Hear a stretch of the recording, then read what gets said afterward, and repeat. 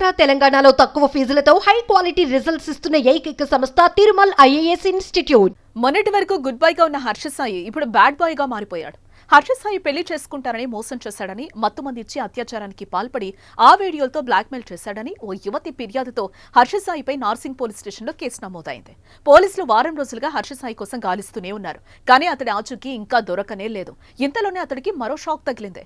Harsha Sai foundation పై Rachakonda police స్టేషన్లో మరో case నమోదైంది. సాయం చేస్తామని నమ్మించి 5,40,000 వసూలు చేసి మోసం చేశాడని ఓ బాధితుడు పోలీసులను ఆశ్రయించింది.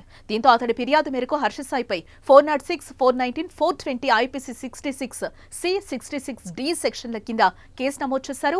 ఇప్పటికే యువతి కేసుతో చిక్కుల్లో పడిన అతడిపై మరో కేసు నమోదు కావడం హాట్ టాపిక్ గా మారింది. ఇప్పుడు ప్రస్తుతం హర్ష సాయి పోలీసులకు కన్నుకప్పి తిరుగుతున్నాడు. కేసు పెట్టిన తర్వాత రోజు నుంచి సోషల్ మీడియా వేదికగా తన తప్పు లేదు, డబ్బుల కోసం ఇదంతా చేస్తున్నారని వెల్లడించిన తర్వాత మాత్రం ఎటువంటి స్పందన లేదు. ఆయన న్యాయవాదులు ముందస్తు బెయిల్ కోసం ప్రయత్నిస్తున్నట్టుగా తెలుస్తోంది. ఇటు మరోవైపు హర్ష సాయి విదేశాలకు పారిపోకుండా అడ్డుకోవాలని పోలీసులకు బాధిత యువతి కోరింది. ఇప్పటికే వెళ్లిపోయి ఉంటాడని కూడా అనుమానం వ్యక్తం చేస్తోంది. యూట్యూబ్ లో, ఇన్స్టాగ్రామ్ లో పలు రీల్స్ చేస్తూ అలాగే పేదలకు సాయం అందిస్తూ బాగా పాపులర్ అయ్యాడు హర్ష సాయి. పేదలకు డబ్బు సాయం చేస్తూ ఆ వీడియోలను సోషల్ మీడియాలో షేర్ చేస్తూ పాపులర్ అయ్యాడు. చాలా మంది అతన్ని దేవుడిగా కొలిసిన వారు కూడా ఉన్నారు. అయితే ఇంతలోనే ఇలాంటి కేసుల్లో చిక్కుకోవడం ఇప్పుడు హాట్ టాపిక్ గా మారింది.